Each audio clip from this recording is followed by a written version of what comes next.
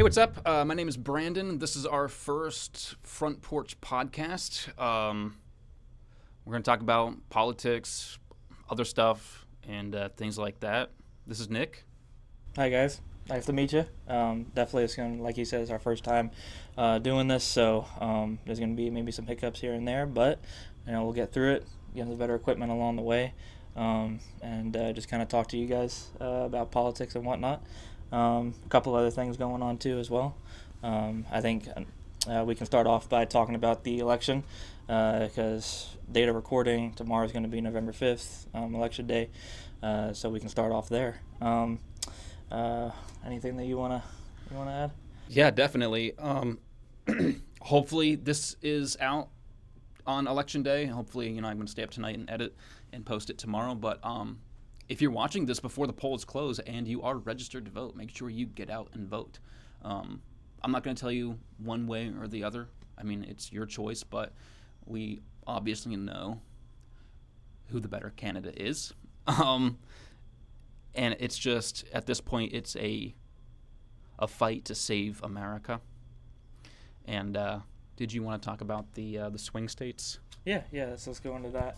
So I think I have the election results from last election year, 2020, pulled up, and one of the big states that kind of had Biden pull over Trump was Georgia, and that was the state that we were seeing towards the end of the election that made that spike happen with Biden, and definitely for this time around, Trump will need to win Georgia and Pennsylvania to hold this election for him. And but of course, with that being said, I believe Michigan went to Biden in 2020, but when we go back to 2016, I believe it went red. Yes, Michigan and Wisconsin both went red in 2016. So if Trump can even handle Michigan, Georgia, and Pennsylvania, I think that he's got a shot. So. Yeah, I totally agree. Georgia is surprisingly always been a swing state. It's weird to think Georgia is a southern state, and yeah, I know the population is more African American, but I've seen a lot of African Americans for Trump, and it's something that just surprises me. It maybe has to do with there's a lot of film that happens in Georgia. That's true. Big filming companies in Georgia. You have the Walking Dead film company that's there, and I just think there's a lot of, big rallies happen in Georgia. Lots of turnout. We had Trump. One of his biggest events was in Georgia, and you have population coming out for him. You also have population coming out for Kamala there as well. So that's why it's a swing state. So it's going to be, we'll see tomorrow who pulls out, but I think Trump has it this year. So yeah, I think he does. It's a fight, really, like I said, to save America, and these swing states are just battleground states. So he's doing a rally right now as we speak. Yeah, he should be doing it right now. I got to see where he's doing. I know that he was in Pennsylvania again earlier today, but of course, as I'm looking it up, an ad pops up. That's always fun. Of course. But yes, he is doing. I believe this is going to be his final rally as of right now, which is also a good talking point too as well, because no matter if he wins or loses, this is his last campaign. So if he loses, he's already said that he's not doing this anymore. If he wins, we'll see him as a president, but they'll never see him campaign again. So yeah, that is a very interesting point. I've been to technically three Trump rallies. I went to one in 2016 when he was running. It was in Orlando, Florida, and then he did one in Ocala, Florida, which was actually really interesting. Going to these smaller towns Ocala's not small, but compared to bigger cities like Tampa and Orlando, and then we went to one in Tampa, but we couldn't get in because actually the one we went to in Tampa was during the 2020 election, and he was the president of the United States at that point. Exactly. and we couldn't get in because there was so many people there. But it was still a very unique experience because we stood outside and we watched him on the big jumbo screen they had outside, and it was really interesting to see because, like I said, at that point, he was the president. So outside you had the National Guard, you had the Secret Service, and they were just like, I saw this one like soldier just standing there the whole time, and one guy sitting in the Humvee with his binoculars just scoping out the entire crowd, and it was just very interesting to see it all play out like that. So yeah, it'd be really interesting to see him be president again. Oh yeah, I think that everyone would like to see him, at least from my side of my family and your side. I think that seeing him as president again definitely give 2016 vibes. I mean, we were in high school when he was president, and they were definitely some good years. But I did find out he's going to be, his final rally is in Michigan today, and which is funny because that's actually where he ended his 2016 and 2020 campaign, if I remember correctly. It was in Michigan as well, so kind of reminiscent on that. Yeah, I mean, I think that this year we've seen a lot of turnout for Trump, and I think that especially after his assassination attempt in Butler, Pennsylvania, I think that even more people were willing to see him, especially since he's technically not supposed to be with us right now. So. Yeah. Yeah, that was a very scary day. When you sent me that on Snapchat, I was just in shock. Yeah. And it was, like, I just have no words for it. Like, you don't see that anymore. No. Like, even back when JFK got shot, like, seeing that was almost just unheard of, you know? Yep. And then that's why, president, you can't be driving or out in the open like that anymore. Yeah. But he has the same exact thing that JFK. He wants the people to see him. He wants to be out there with us. And that's also what makes those types of presidents vulnerable to people who want to do bad stuff like that to them and want to kill them, And it sucks because, he is for the people, and he's always said that he's fighting for us and he will continue to fight for us. And it's crazy to think that there's people out there that wanted to do that to him, not just in Butler, Pennsylvania, but also on his own golf course. Someone was going to try and do the same exact thing to him. So yeah, that again. Sorry about that little cut there. We just had to make some adjustments, and it's our first podcast, and things will get better as we go. But yeah, I wanted to talk about how they're actually setting up the National Guard in places now. I just saw something about West Palm Beach. They got the National Guard set up in case the election doesn't go people's way and things start getting out of hand and we start seeing like more of a 2020 riot. Yeah. And I think that's fair because, whether or not Trump or Kamala wins, I think if Kamala wins, you're not going to see all that much because Republicans, conservatives, we're not going to go out and start burning down cities like what happened with the George Floyd riots. That's just something that is with Republicans. But definitely if Trump wins, we're probably going to see some turnout, maybe some riots happen. Yeah. I'm hoping not, but we don't know. We don't know. We don't know. People want to say that conservatives and people voting for Trump are the violent ones, but every time you see somebody shooting up a place, what was it, that church, or was it like a school? It was like a school church. Yeah, I mean, I forget exactly where it was. I can't remember, but the shooter was a liberal. Yes. There was just another shooting that happened in Orlando. Yes, and I don't know much about it, but I did.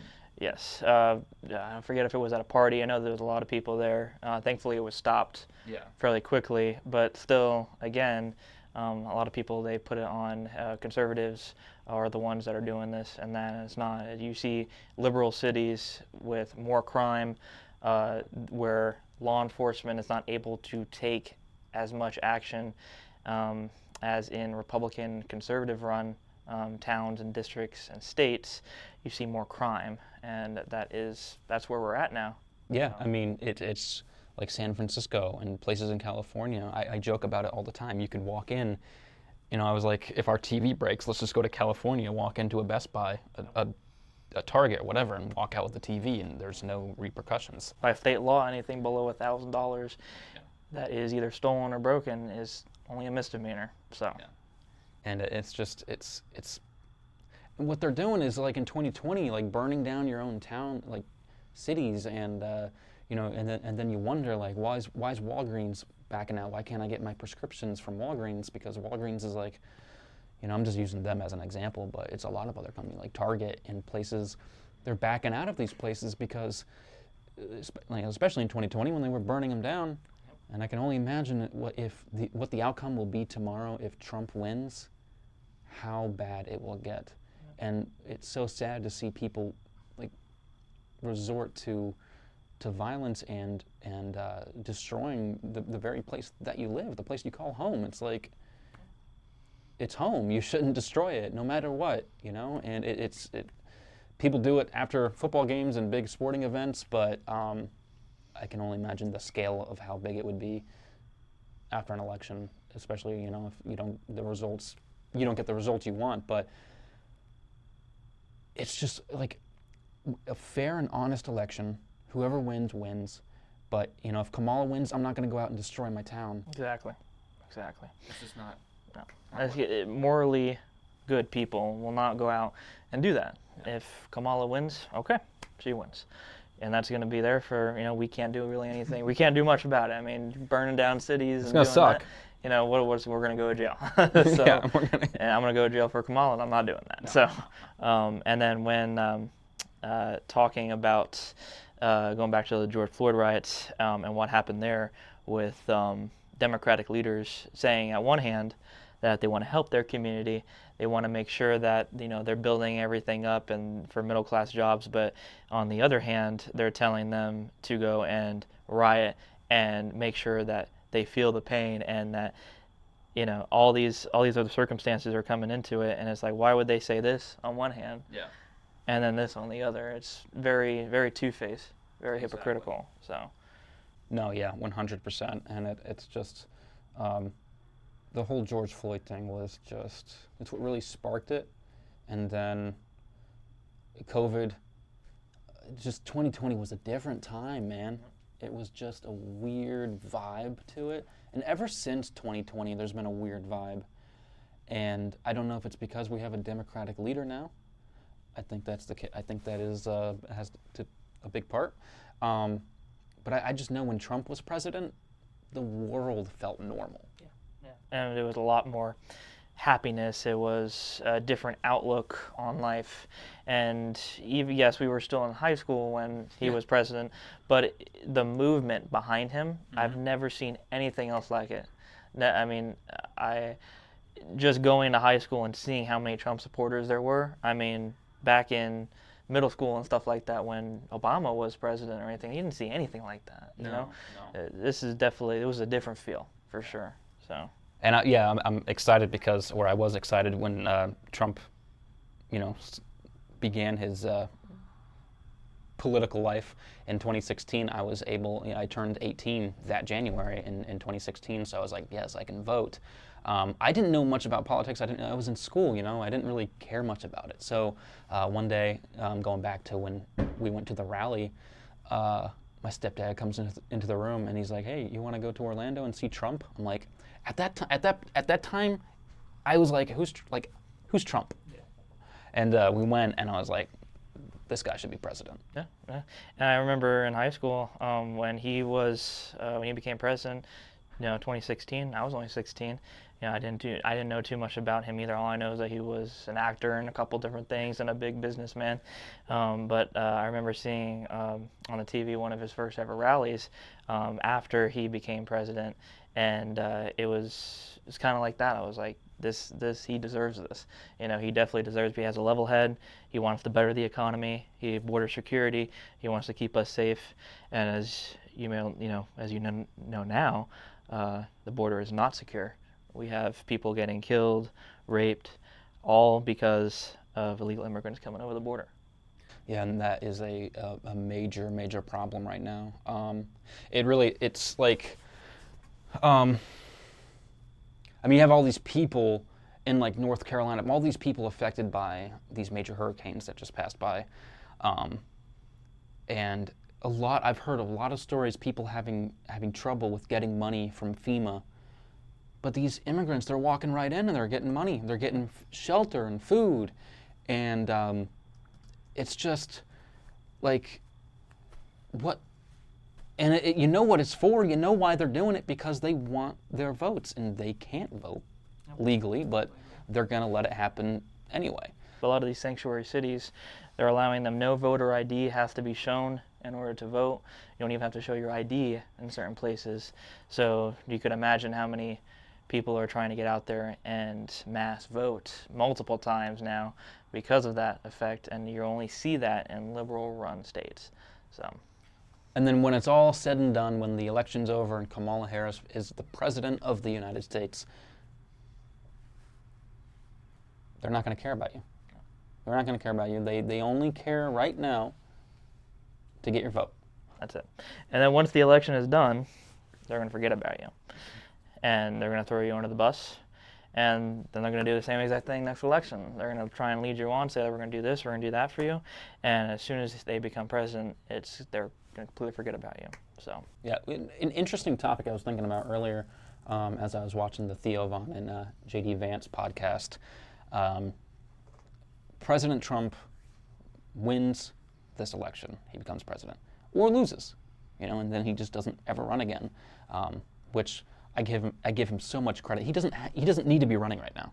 He didn't need to do this again. He was already president. He did what he had to do, but because of his love for this country, he wanted to do this again because he knows how bad it is right now. Yeah, he's not doing it for the fame or the fortune. He literally didn't even. He didn't use any of the money he had when he was president. Yep, multi-billion-dollar businessman. He did not have to do anything like this, but he chose to for his love for his country. Yeah. So. But what I was getting at is, who do you see in 2028 as a Republican candidate? I think J.D. Vance would go into the running? I think J.D. Vance would be definitely a good run.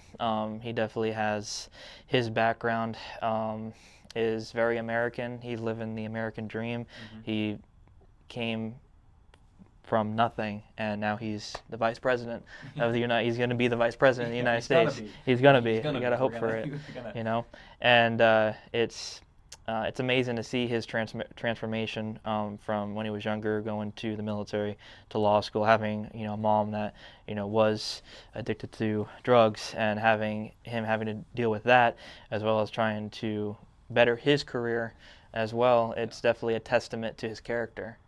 Exactly, yeah. He seems like such a down-to-earth guy, and watching him on these podcasts like Theo Von and Joe Rogan, seeing him like talk about movies and pop culture, and not a lot of people approve of it, but I'm cool with it. I really don't care.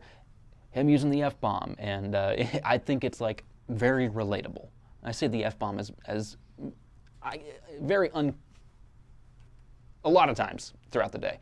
And so that's something that I can relate to. I think he would be a great candidate. I think that nowadays a lot of people are more along the lines of, we can't say this because we don't want to upset people.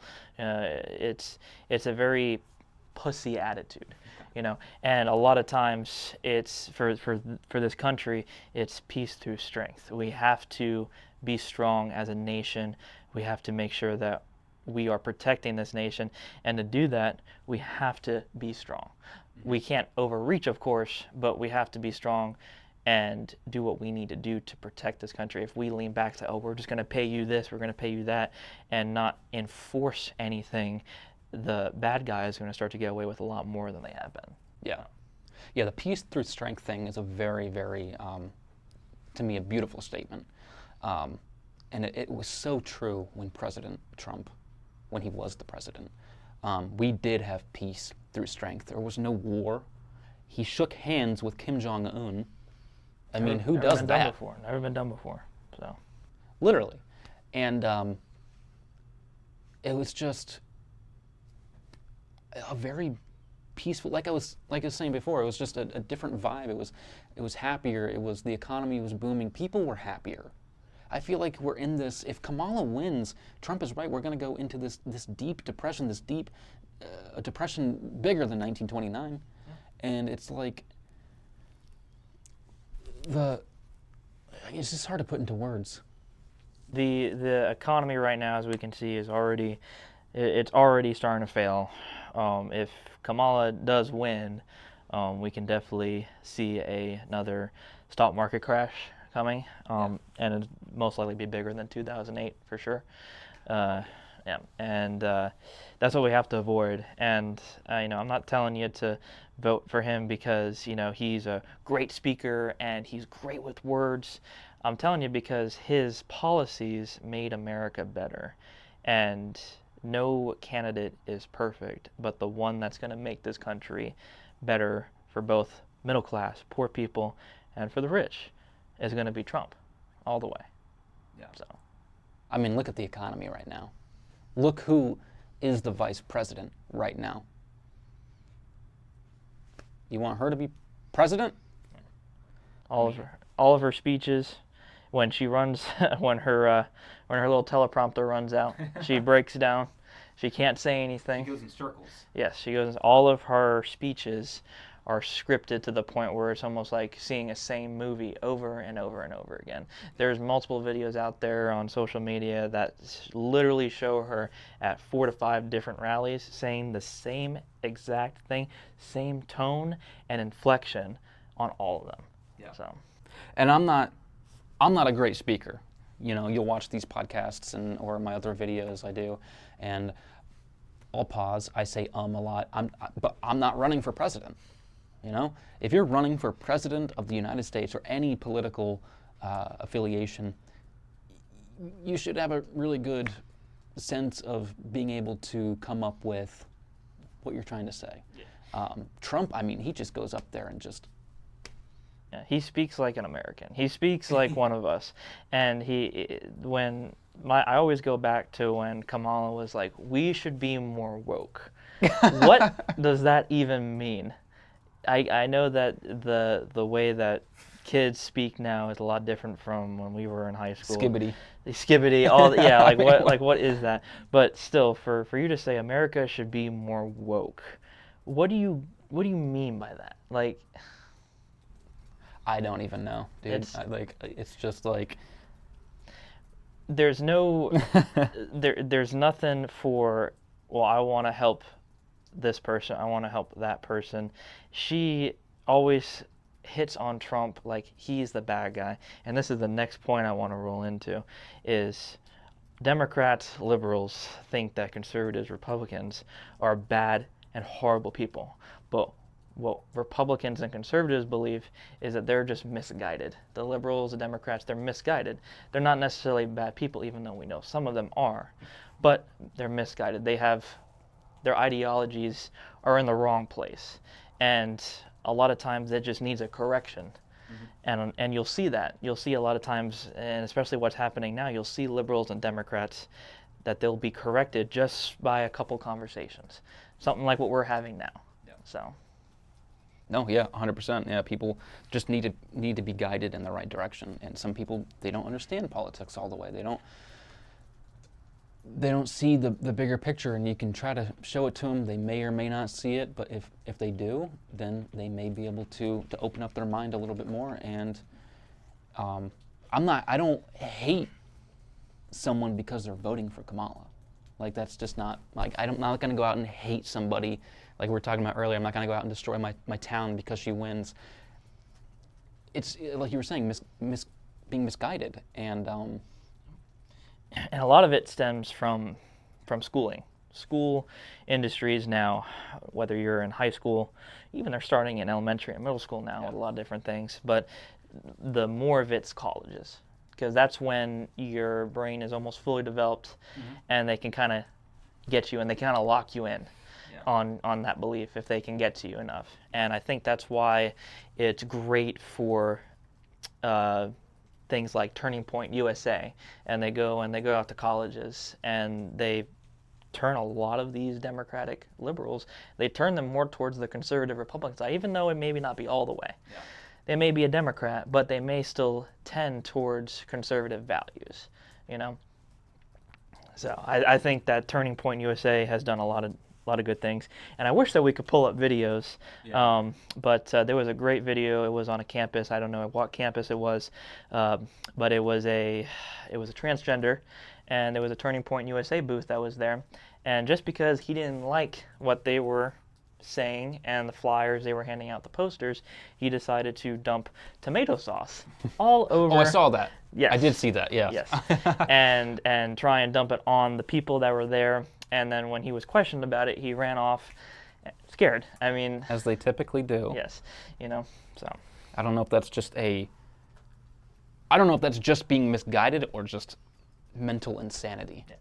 You at that point. If you took someone like that and you brought them back to the 70s, 80s, they would be put in a mental institution for the way that they dress, they think, and because of that, you see more of it now than ever because it's tolerated now, quote unquote. And I don't think it should be that way anymore.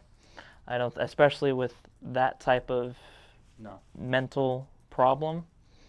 Like, as a morally good person, you wouldn't do that. No, I definitely wouldn't. It's just, like, anytime they don't get their way, and I'm not saying every Kamala supporter, but these people that just take it so far and have these mental breakdowns. Like I saw one, it was on a college campus. I don't remember where. It was a video. They were doing a little Trump thing.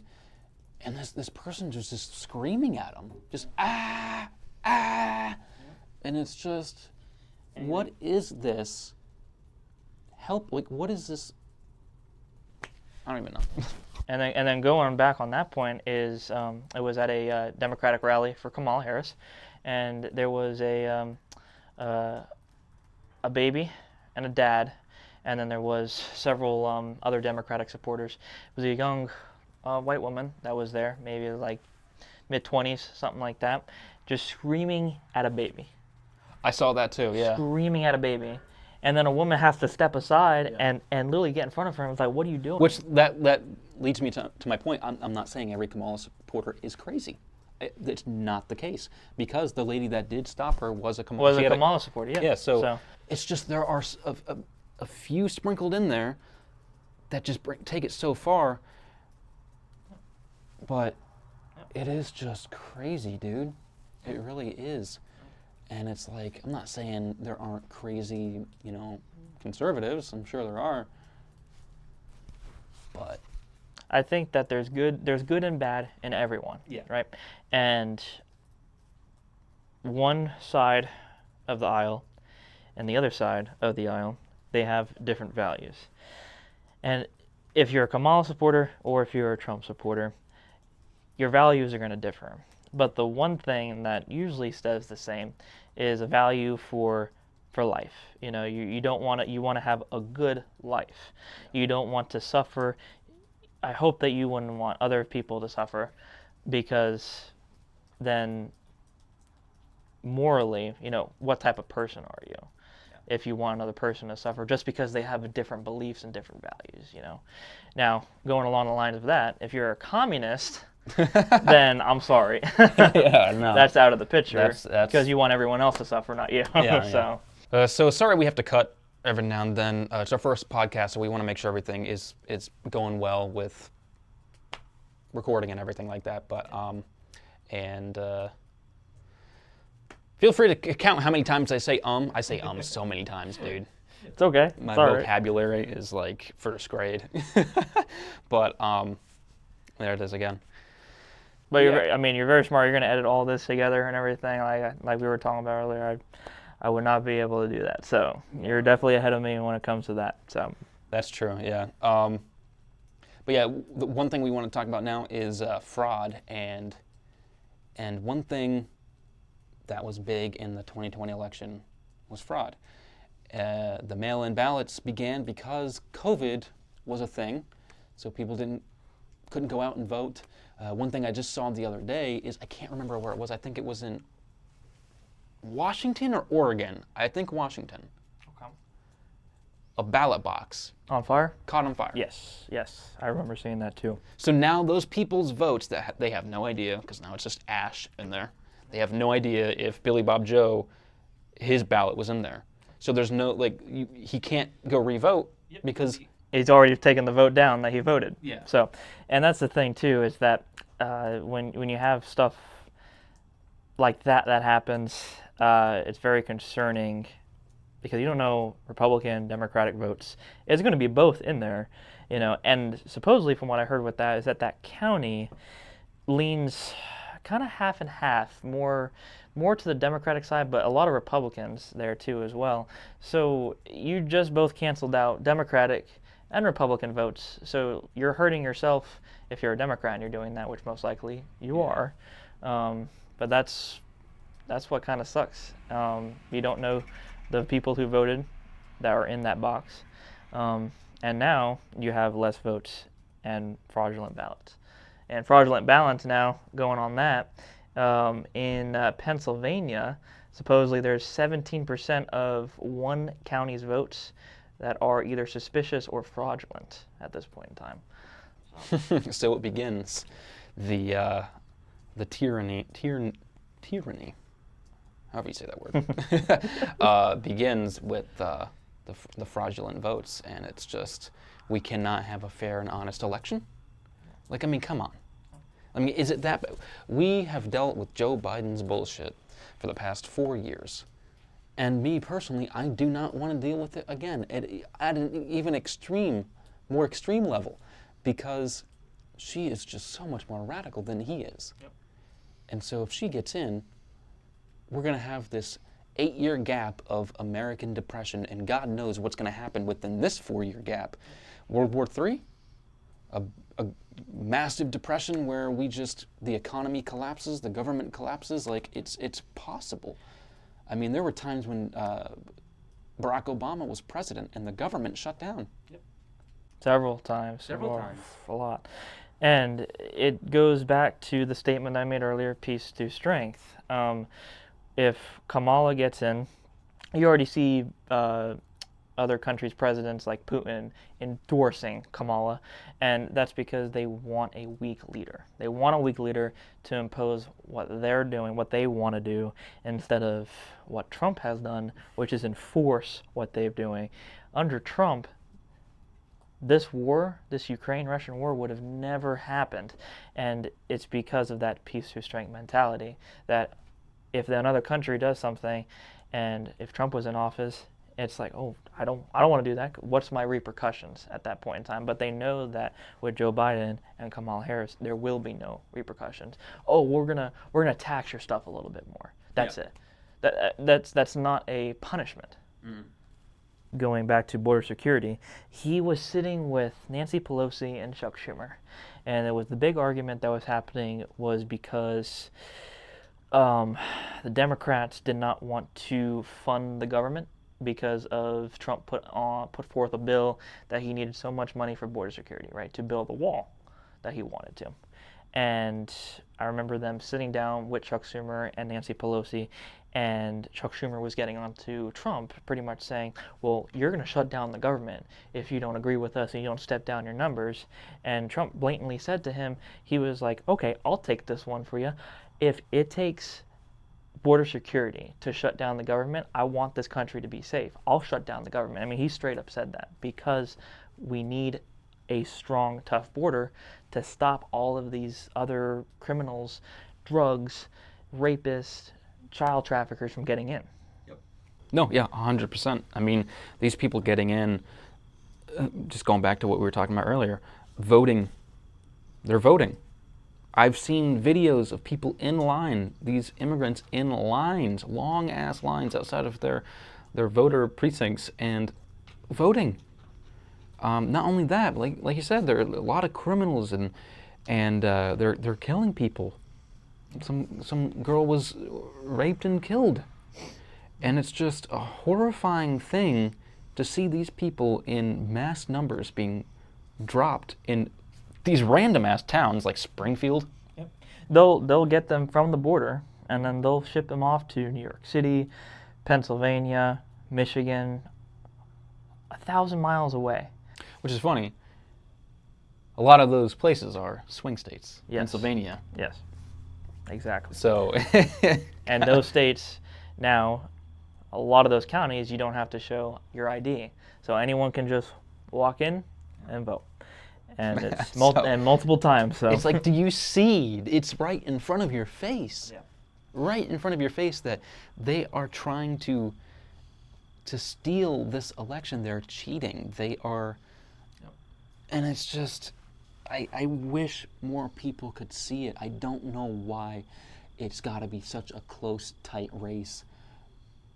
I want to see Trump win by a landslide. Yep. And you'll see too is that a lot of people, when they do on the road interviews, whether it's Fox News, CNN, NBC, a lot of the times you're seeing when they come up to a Kamala supporter and they say, "Who are you voting for?" "Oh, I'm voting for Kamala." And then they ask, "Well, why?" They kind of just break down. They don't know what to say because they don't know her values. They don't know her policies. All they know is that they don't like Trump, so they're going to vote for Kamala. Yep, he's not the orange man. He's not the mean orange man posting on Twitter these mean tweets. Listen, you have to find the humor in it.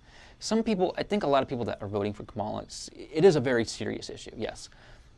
But at the end of the day, you got to find the humor in it a little bit. Like, a funny president, I think that's the funniest shit of all time.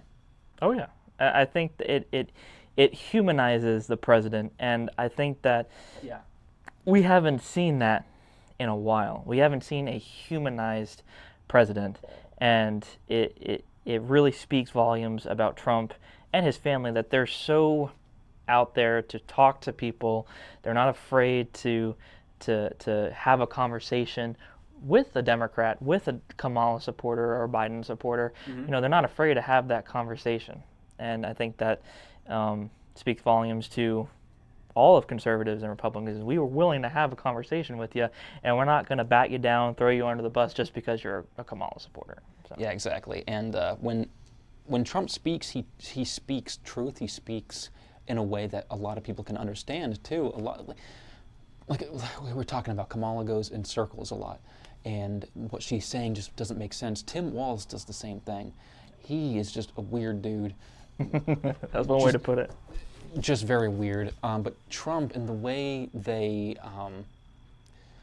accept the criticism, like, you know, Joe Biden calling Trump supporters garbage. Donald Trump Jr. then dresses up as garbage on Halloween. I think that is absolutely hilarious. I think it, like you said, it humanizes them. It humanizes them, and you can relate with it. Whereas when you have a more like Kamala Harris or someone that's not very humanized as the president, they speak policy, they speak this, they speak like in words that a lot of people don't understand. So Trump, I'm not saying he dumbs it down, he makes it so that we can understand it a little more. Because like I said, I didn't understand politics one bit in 2016. I was coming out of high school, yeah, they teach it in high school, but I didn't, we were in school, like I didn't pay attention at that. So it's like, when I went to his rally in 2016, he was just spitting facts and talking like a person, not like when Obama would speak. When I would see him like growing up on TV, I'm like, what the hell is this? Like, I don't even understand like what these people are talking about. It makes no sense. But Trump he makes it very understandable and relatable too. Yeah, and I think when it comes to Kamala, and we can talk about her rallies, you'll see that she tends to kind of get more of the social media popular type stuff going on. Like she had Beyonce at one of her rallies, and I think a lot of people showed up just to get a free Beyonce concert. Yeah. And then when it was not a free Beyonce concert, you saw a lot of people leaving because, I mean, that's just the way that she works. Which was funny. I don't know who it was. Some rapper chick, and they had to like censor every other word she was saying. Like, that's not appropriate. Yep. First of all, as a presidential candidate, having that kind of music at a rally, and then it's just weird. And then also, like, going on the same subject to a Trump rally, he always starts off any song with it's an American song. It's God bless America. It's something with promoting the United States of America, not promoting a rapper, not promoting, yourself. That's when you see the big picture, and you're like, he's not doing this for himself. He's doing this for America, whereas Kamala is doing it for herself, and that's it. Yeah, which when he went back to Butler, Pennsylvania, he had that guy saying that guy was incredible. Incredible. It was like I can't recall what it's like, a cappella? Something like that? I think so, yeah. Something like that, but he has a great voice and very, again, patriotic songs that he sang. Promoting rapping, and I have nothing against rap, I don't listen to it, but at a political event, yeah, you want something that represents America. I'm proud to be an American. Yeah. Songs like that at Trump's rallies, and it's just weird to me, thinking about it, to have that kind of performance at a political event. It's not a Super Bowl. It's not a actual concert. It's a political event. You're running for the president of the United States, and you have this. It just makes no sense. And that goes into another good talking point when it comes to her policies. And when I say her policies, what policies? She has not put any policies forward. The one that where she opens the border, and lets people in. That's one of her policies. Another one is she wants people to be more woke. There's some policies that she has, but. So what you're telling me is she's the renegade rebel teenager that just doesn't want to listen to her parents. Yeah. She doesn't want to obey any laws. She just wants anything to happen. Just anything to happen, and it's like allowing these people in, allowing men to play in women's sports, allowing these are all. Listen, to me, the biggest thing that I want changed is the economy. Sorry about that cut there. We're filming on my front porch. That's hence why it's called the Front Porch Podcast. But my point being, a lot of Kamala and her supporters, they're not focused on the big issues, which the big issues are the economy and wars that are going on. They're more focused on let everyone in. Can we, change this person's sex?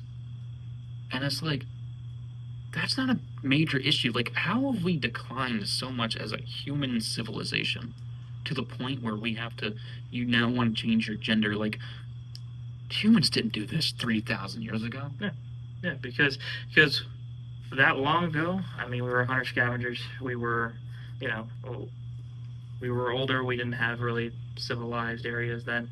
But, now with social media and everyone has to be popular. Everyone has to, look the best, be the best, be the biggest. This is the type of society, you could say that, as we live in now. A talking point that I could go into is going back to her policies.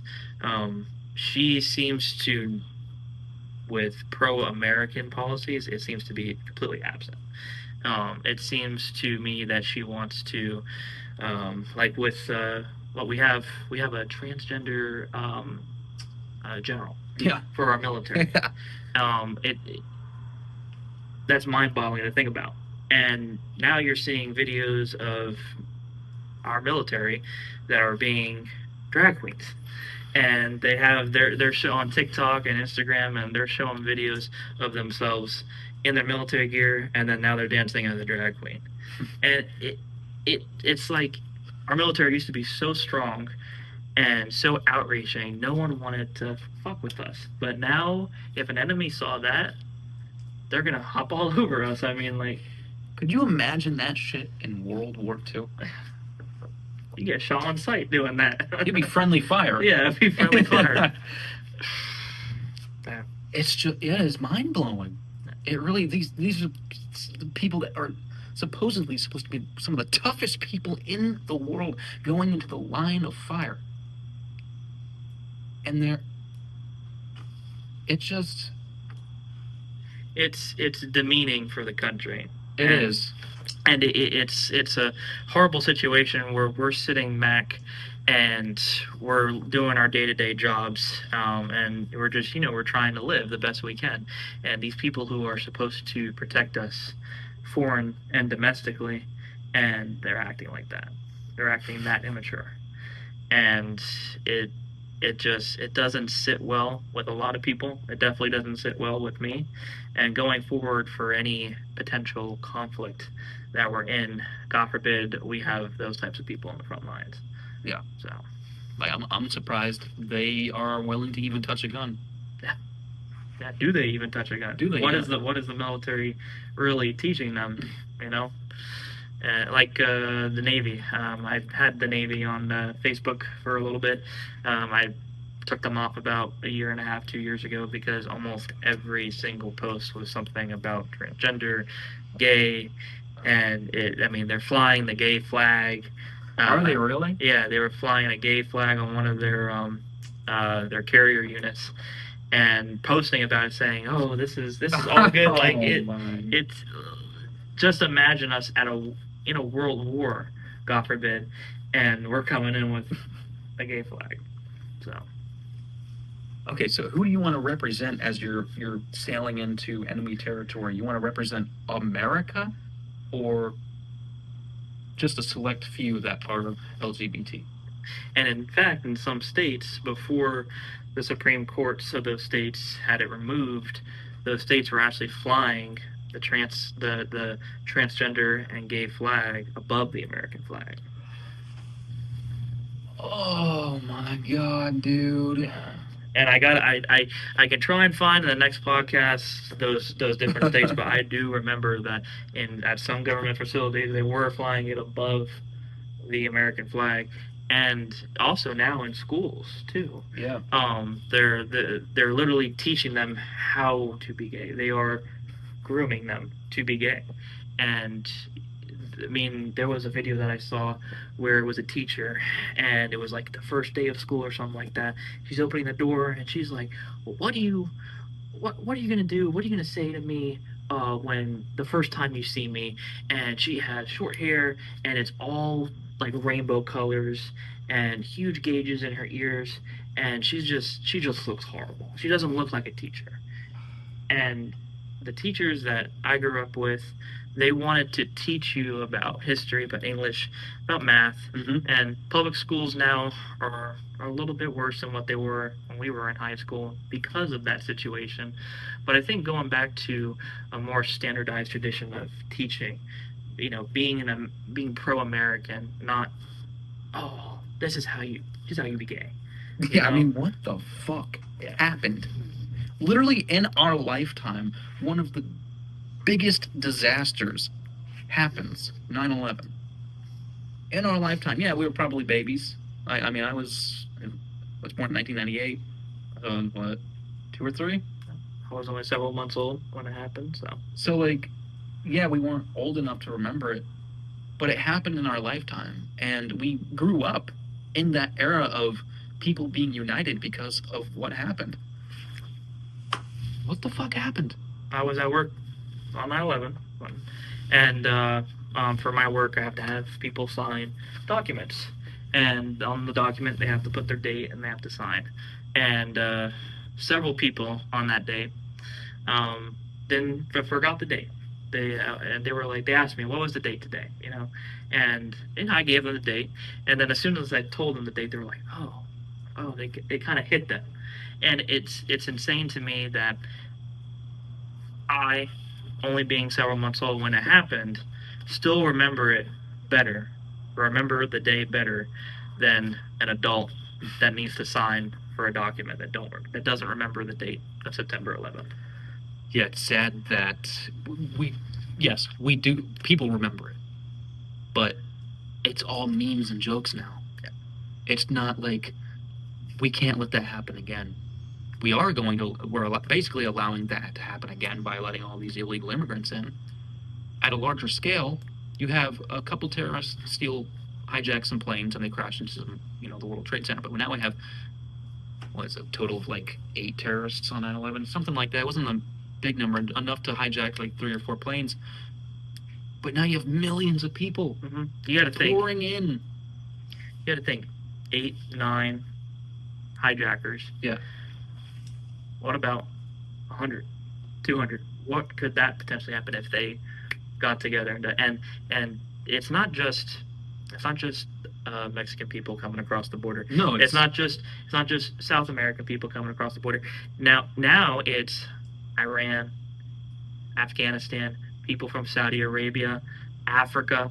They're hopping on boats, coming over here. They're pirating themselves over to South America, over to Mexico, and then they're walking across the border, or they're just coming on to Florida, the East Coast. They're just going there. There's no border security anymore. None whatsoever, and it's so sad. Like I'll probably mention it a lot, but I'm a Titanic fanatic, and just looking, comparing that disaster to 9/11, right? Titanic sinks, and instead of people making jokes about it and shit like that, they came together and they investigated it. They said, okay, what can make ships safer? Okay. The same can go with 9/11. What can make a country safer? With attacks like that. And yeah, TSA has improved, but these people are in our country. They didn't go through TSA. They are in our country right now. As you are sitting watching this podcast, they are somewhere in our country. Are they just trying to live? Are they plotting? What? Some people, yes, they have intentions of just coming here and making a new life. But people from you have criminals coming in here, terrorists, people that want America to die. That's their fucking Iran and the terrorist organizations. They chant death to America. So what's gonna happen next? And it's scary. It shows you how bad we've gone, where a sitting president's Instagram and social media accounts can get taken down, but an actual terrorist Saudi Arabian group's Instagram, social media accounts won't get taken down. That they'll be left up. It really shows you how far, as a nation, we've dropped down. Just imagine how safe this country could be if we all had this way of thinking, and the government had this way of thinking, which Trump wants this to happen. And I'm sorry, I'm switching topics, but who has been in more control? What party has been in more control over the past 12, 13 years? It's been the Democratic Party. And you saw when Trump got in that it got better. It wasn't perfect. No. Because he had to fix all of Obama's mistakes. And George Bush's mistakes, too. He made some mistakes as well. But he had to fix all of Biden's mistakes in 4 years. And I think that he did an amazing job. But now he has to fix Biden's and Kamala Harris's mistakes. It's literally, it sucks because he did such an amazing job fixing so many problems in his 4 years of presidency. To not win in 2020 and all that work is pretty much for nothing. Yeah. And now he has to come in. Let's say he won in 2020. How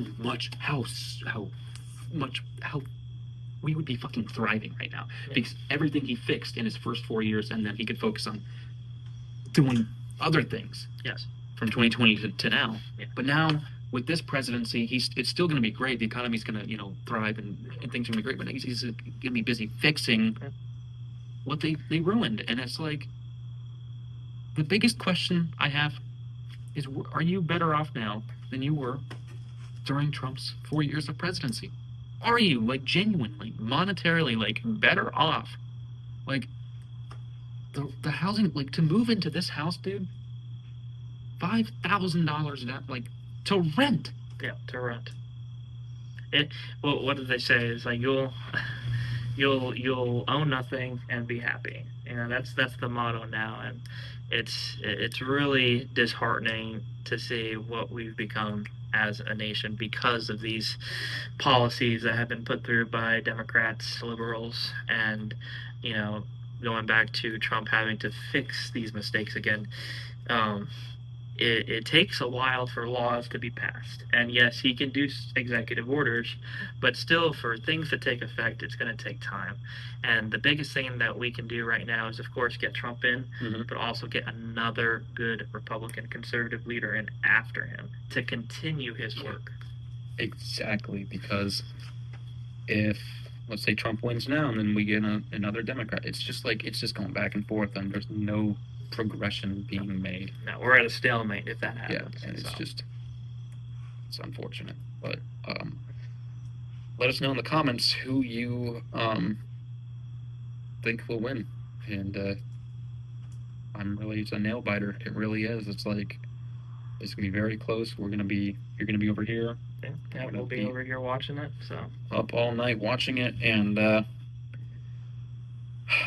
that's why I'm calling kind of all over. I'm like nervous. I've been nervous like all day. I'm gonna be nervous tomorrow. So this is not an accurate representation of how I usually talk. Like, I know I'm all over the place and I'm saying, but it's just nervous, man.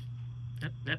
Oh, and I think that Trump has a good shot. As we were talking about earlier, I think he has a great shot this year. I think he has a much better shot than back in 2020. I think that the movement has gotten a lot bigger, a lot stronger, a lot more family tight, as you could say. And I think that if he loses, definitely was some sort of cheating again, some sort of rigging for sure. But I have a good feeling this year that he will win. But we'll see tomorrow what happens. Too big to rig. It's too big.